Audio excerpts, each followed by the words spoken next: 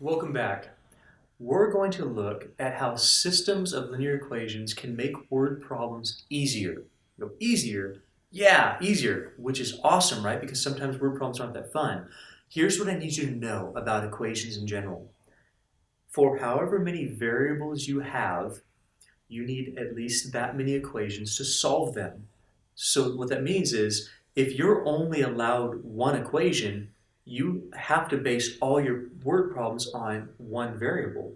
But if we're allowed two equations, which systems allow, then you can use two equations, two variables in your word problem.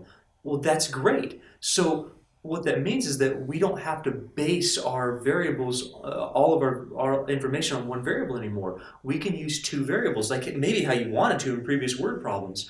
We can now do that. So for however many equations variables you have, you need that many equations. Well, that means backwards, if we're allowed two equations, we can use up to two variables. Let's see how that interplays in some of these word problems. So we're going to go through, deal with some applications. We'll end with a mixture problem. You see, most people, when they're first starting out, really don't like mixture problems. They're sort of difficult. When we're allowed two variables, they become much, much, much easier. And I'll show you how that is in the last example. So let's say we got a boy and a girl. They have a total of 57 friends. Right now I'm reading the problem. We're trying to get a real good picture of what's going on. So a total of 57 friends. Total, if I add up the boy and the girl's friends, they're going to equal 57. So I'm understanding that. Okay, the girl has twice as many friends as the boy. So I know that I'm going to double the boy's friends, and it's going to equal the girl's friends. That's what the information I'm trying to get out of this. How many friends does each one have? How we start off reading the word problem is important, trying to get a feel for what operations are up there. What's more important is assigning our variables and then dealing with how many equations we need from them. So let's start assigning variables. I would like to use some variables that make sense here. So I'm going to call B, let's let that be the boy's friends.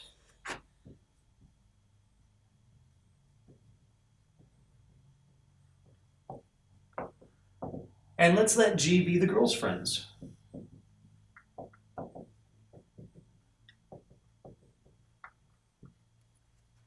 Right there, that says that we have two variables. We have B and we have G. Now, what that means is we are going to need to come up with two equations in order to solve this.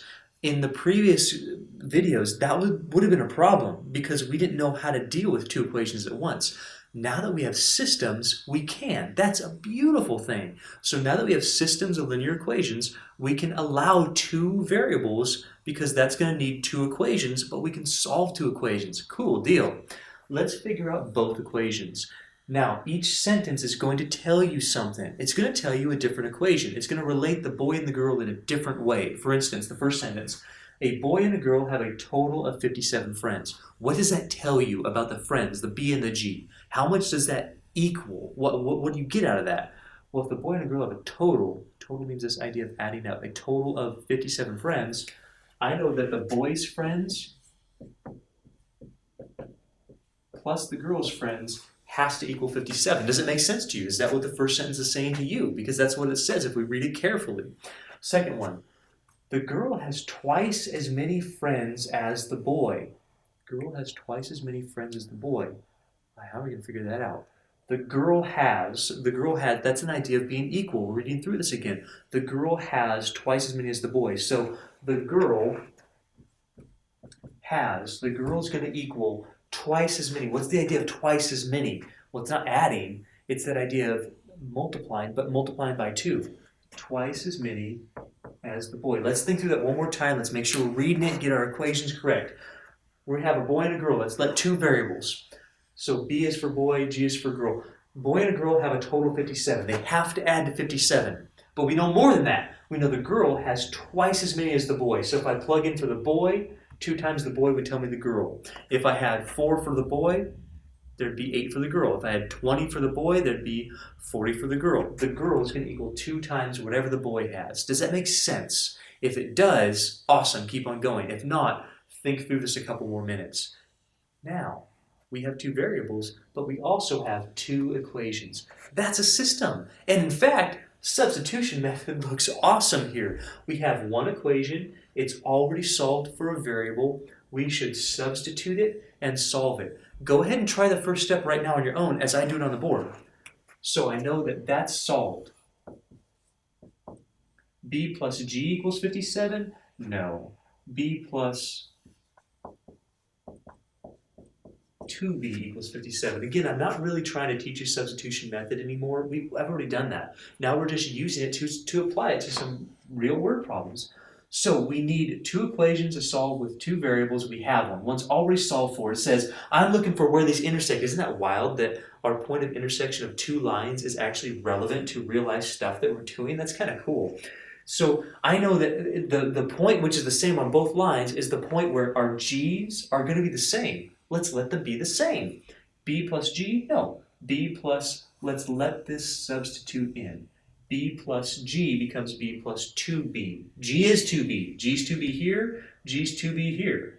2b or not to be. I mean, you're really answering the, whatever. When we let that happen, you combine some like terms. We can divide. I think that's 19. 60 divided by 3 would be 20. 1 3 less than that would be 19. So we have 19. Are you done?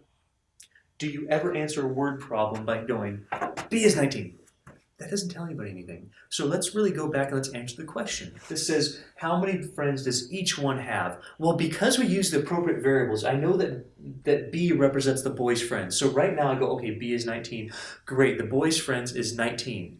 But now let's find the girl's friends. Do you remember on our substitution method how the equation that you solve for is always going to let you find the missing information, the missing piece? That's cool. That still works. So the boy has 19 friends. If we plug this in, we'll figure out the girl has 19 times 2. We're doing the same exact thing as before.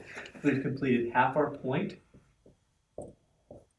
It doesn't matter which half, x and y is kind of irrelevant here, b and g, doesn't matter which order you have, you found half the point. You found the b, now we're finding the g. So 2 times 19, that's 38. And you can check your work. Is 19 plus 38 equal to 57? Yes.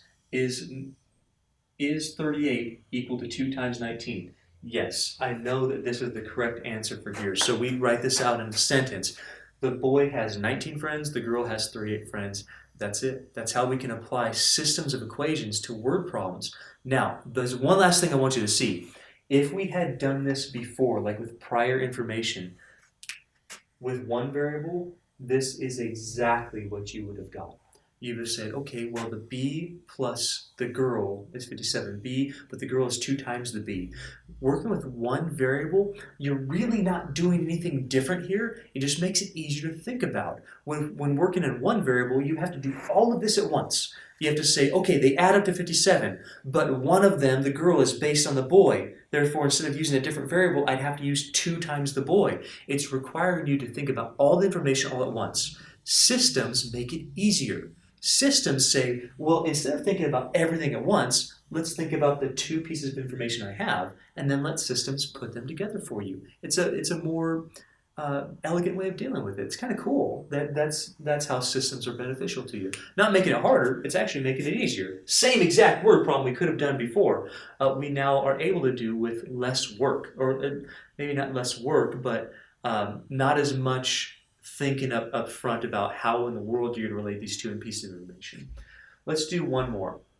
And then we'll do our mixture problem like I referenced. So rectangle is 10 feet longer than it is wide. The perimeter is 72. So I'm thinking rectangle, that's a shape. Let's make a rectangle. So we make a rectangle. The rectangle is 10 feet longer than it is wide. The perimeter is 72. Well, instead of thinking about everything at once, let's let systems work for us again. What we know about systems is that it allows us 2 variables. Let's call one of them L and one of them W. Now, because we're working with 2 variables, we also need 2 equations. What do you know about the 2 equations? Well, I know what perimeter means.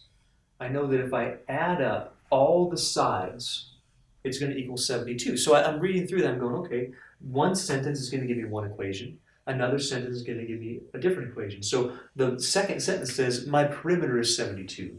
I know that if I add all the sides up, the two lengths and the two widths, I'm going to get 72. Can you follow that? So we have two lengths, we have two widths. If I add them up for the perimeter, I get 72. No problem. But I also know that, oh, whoa, the rectangle is 10 feet longer than its width. Longer than its width. So 10 feet longer than it is wide. Wait a minute. So 10 feet long. So if I have the length is based on the width. So I need to be able to add 10 to the width and it gives me the length. That's what 10 feet longer than. Remember, longer than says you're adding to something. You're adding to something that's referenced later. The longer, 10 feet longer than. So I would say the rectangle is 10 feet longer than it is wide. So the longer is width plus 10. This is 10 feet longer than it is wide. You're adding that. Remember the than, it reverses the order. It says 10 feet longer than. 10 feet longer than what? The width. So I take the width plus 10, that equals the length. Let's walk through one more time, make sure this is making sense. A rectangle, I got a rectangle. The rectangle is 10 feet longer than it is wide. So I'd have to be able to add 10 to the width to get my length. The length is more than the width. 10 feet more than the width. That's what that says. The perimeter is 72. If I add up all the sides, it adds to 72. I have two variables. Cool. I get two equations. Awesome. In fact, one of those equations is already solved for a variable. That means the substitution method is going to work great. If you've caught on to this as I've been talking about it, when you have a system of equations and one equation is already solved for a variable, that is when you use the substitution method. If not, we're going to have a different method. In the next video, we start unpacking it. It's called the elimination method. It lets you not have to solve for a variable ever. That's pretty cool. So it's a different way of looking at systems. They're both useful. Elimination method wouldn't work very well here. Substitution method does. Elimination method wouldn't work very well here. Substitution method does. But where substitution method is hard, elimination method is easy. Where elimination method is hard, substitution method is easy. That's cool. That just gives you options. It's awesome. Now, let's go ahead and substitute. We're finding the point of intersection. That's the point where our variables are equal. If our variables are equal, that lets us replace one variable with the variable it's solved for. So instead of 2L plus 2W equals 72, I still have 2L. I'm just replacing it with what the L is equal to. So 2 times L, no. 2 times what L is equal to, W plus 10. Plus 2W, let's distribute. We'll, of course, combine some like terms. We'll subtract our 20, that's our constant.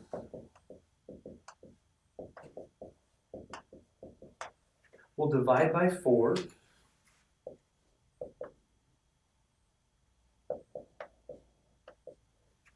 Looks like 13. So I got W equals 13. Always remember what we're doing. We're finding an ordered pair.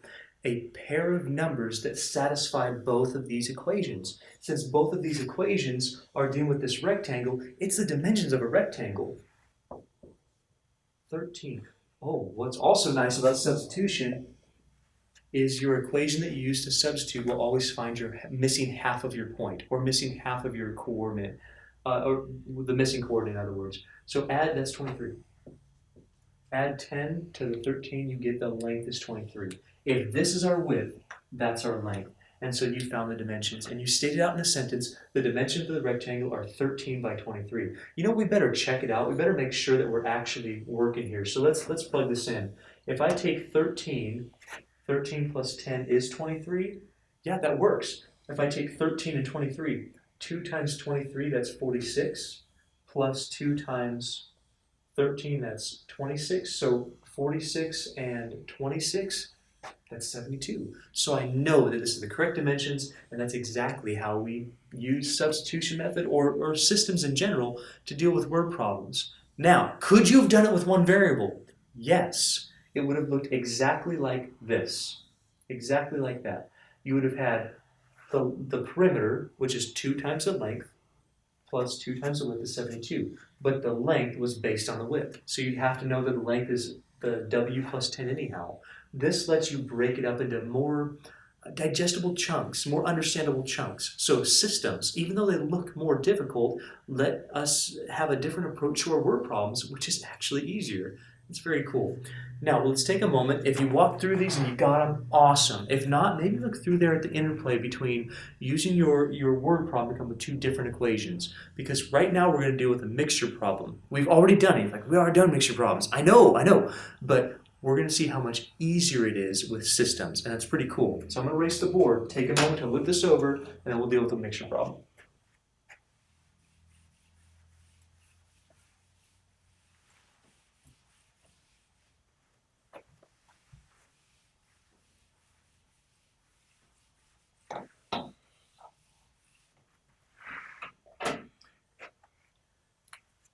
So I drive kind of an old car, and it's always leaking coolant. And so what I naturally do is I just open up the radiator and pour in water, which is good, right? It's not good. Because eventually your coolant's going to get more and more and more diluted. So you end up, my car needs a 50-50 mix of antifreeze or coolant or whatever you want to call it. And so it gets down to 50-50 normally, and so I lose coolant, I fill it full of water. That's diluting it more. I lose coolant, I fill it full of more pure water. That's diluting it more. So I want to figure a way to kind of estimate how much I have in there, how much I need, and then fill it full of pure antifreeze to make the concentration back to 50%. That's where this word problem stems from. It's actually from my personal life because I actually did this.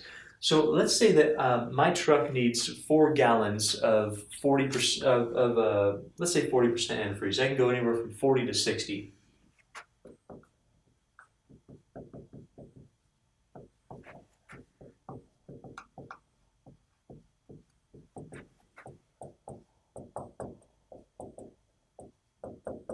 If you're not interested in antifreeze, think about maybe if you're going to be a pharmacist or you're going to work on some sort of other thing where you or baking where you need to mix things together. You need to put percentages together. So when you give someone drugs, I almost said when you're working like as a lab tech or something or a nurse and you have to put something in a drip. That drug is going to be diluted. That's a mixture problem. So we need 4 gallons of 40% antifreeze. Could easily be you need 4 milliliters of a 40% coating solution or whatever you're working with. Right now, I have 4 gallons of 25%.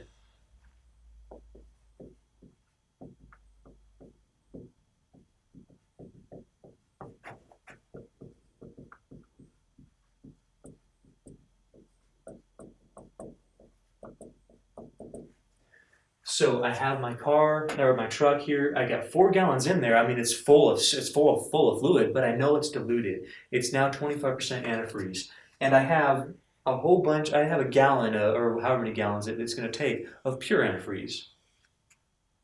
So, how much pure antifreeze? How much do I need to drain and fill with pure antifreeze? In other words.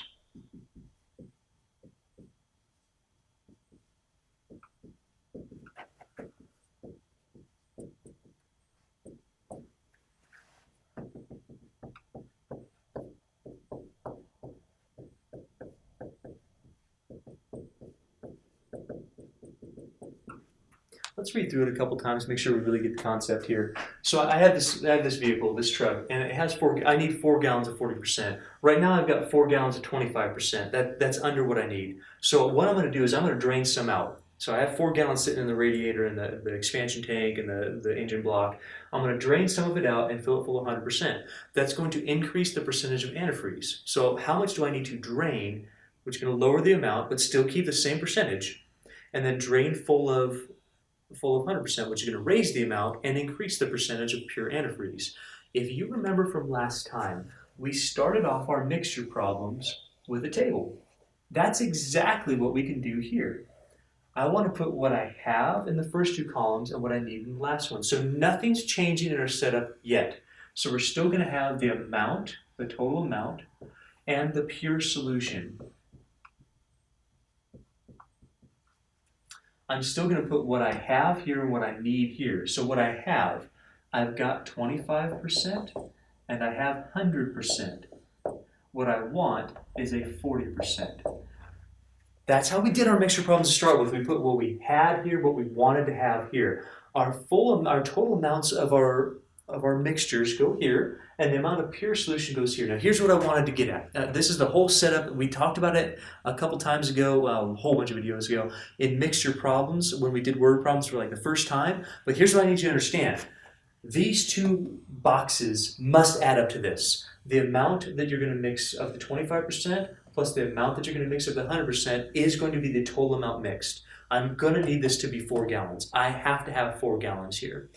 Also, to find the percentage of any number, you always multiply the percentage times the number. So if I have 100 gallons and it's 25%, there's really only 25% times 100, that's 25. There's really only 25 gallons of pure solution. So to figure out these boxes, we multiply percent times amount, percent times amount, percent times amount. So these add, in fact, these add, and we multiply to get this column filled out. So let's see what we know. I know I've got 25%, I know I have 100%, I know I want 40%. The amounts that I have are, I don't know, but man, I can't overfill my coolant. So I don't want to be under 4 gallons, I don't want to be over 4 gallons, I want to be exactly 4 gallons. So I know I need 4 gallons. Man, that's all I know. What in the world? Well, do I know how much 25% we had? No. How much I'm actually going to drain out? I don't know. Do I know how much I'm going to have to add of 100%? No, I don't know that either. In the previous mixture problems, we would have to relate this box to total minus x. Do you remember that? Do you remember saying, hey, this was going to be, if these two add up, which they do, this would be 4 minus x. You can do it that way, but we can also just call it y. Let's call it 2 variables. That just means we're going to need 2 equations. I know that this already adds up. That's fantastic. Also, we know that to find a percentage of any value, find a percentage of any value, all we have to do is multiply the percentage times the amount to find the pure solution, the pure concentration in there. So we have 2 variables. We used them up. We said, I need to add to 4. Well, I don't know this amount. I don't know that amount. But I know they're going to add to 4.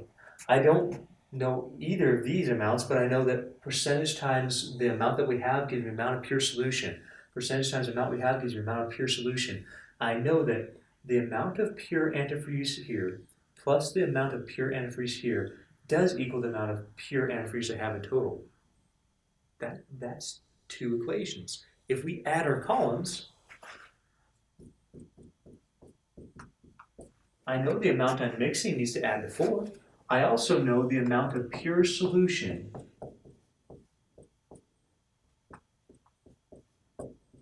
must add to 40% times 4. I talked about it before. If you're curious as to why I'm not using decimals here, if I did,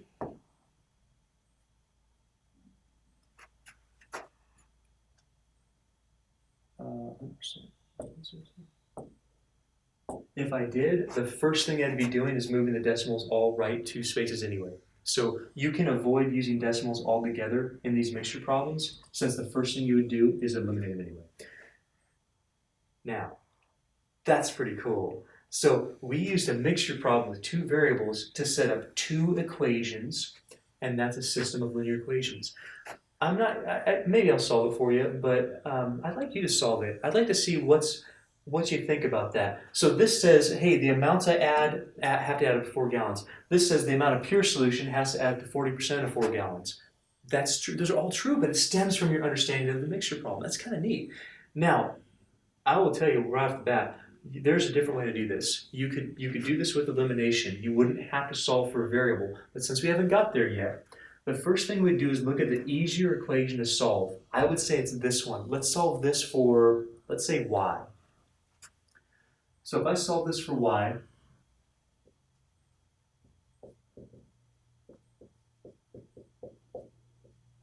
we have to subtract x from both sides, giving us y equals negative x plus 4. It's just like any other system of linear equations. By substitution, you have to solve it for one variable. use that variable in the other equation.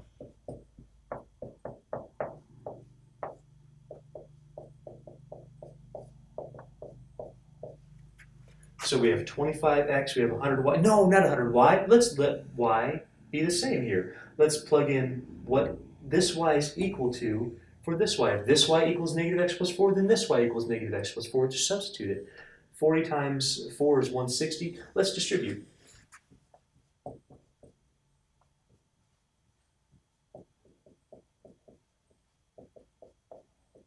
Before we start working on both sides of our equation, let's combine some like terms.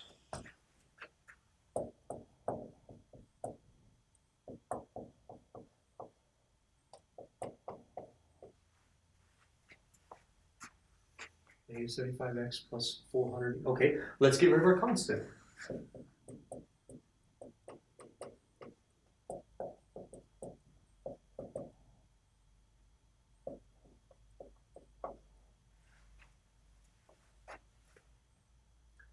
Let's see, that's 160 minus 400, that's negative 240. Last step is divide.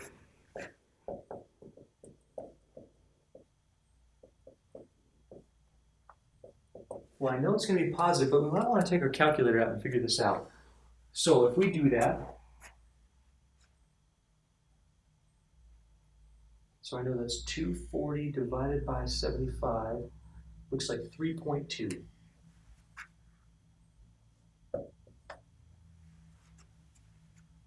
3.2, totally done, right? Just stay at 3.2, that's your answer. No, let's interpret what's going on. Let's look at what the 3.2 represents. The 3.2 was our x, that's why we use the variables over here. So this is 3.2, x is 3.2. Oh, this is nice. The missing variable for x is 3.2, negative 3.2 plus 4 is 0.8. Y equals 0.8. Here, y equals 0.8. Does 3.2 and 0.8 add to 4? Of course. Is this going to add to 40? If we multiply 3.2 times 25 and 0.8 times 100, is it going to add to this? Yes, we can check that if we want to. But let's interpret the answer. Let's interpret what we got here. We know now that x is 3.2. We've solved for y, that's 0.8. Here's what this says in the situation. Let it interpret. What this says is, I originally had 4 gallons of 25%. I need to keep 3.2 gallons of 25%, and then I need to add 0.8 gallons of 100%. So I'm going to drain this. How much am I going to drain? Not 3.2. I want to keep that. I would drain out 0.8 gallons in a little jug times 0.8. I dispose of that properly. And then I would add 0.8 gallons of 100%. So I'd keep 3.2 gallons of 25%. I would add 0.8 gallons of 100%. That would equal exactly 4 gallons of 40% antifreeze. I'm really hoping that you see the utility of these systems of linear equations. They allow you to not really do anything different. You get exactly the same thing here, but they allow you to see it easier. By using more equations, you allow yourself more variables, and solving the systems works out exactly the same math, just a little nicer, a little more elegant to do it. So that's mixtures problems part 2. We're actually going to come back to another mixture problem with elimination method and show you how this gets even easier. So watch out for that video. We'll start elimination method next video, and we'll get to our word problems a little bit after that. I hope this is making sense. I hope that you're getting some confidence. You can totally do this. It is not beyond you. You just need some background information, and now we're starting to really build on that. So hope you're having a great day. I will see you for the next videos on elimination method.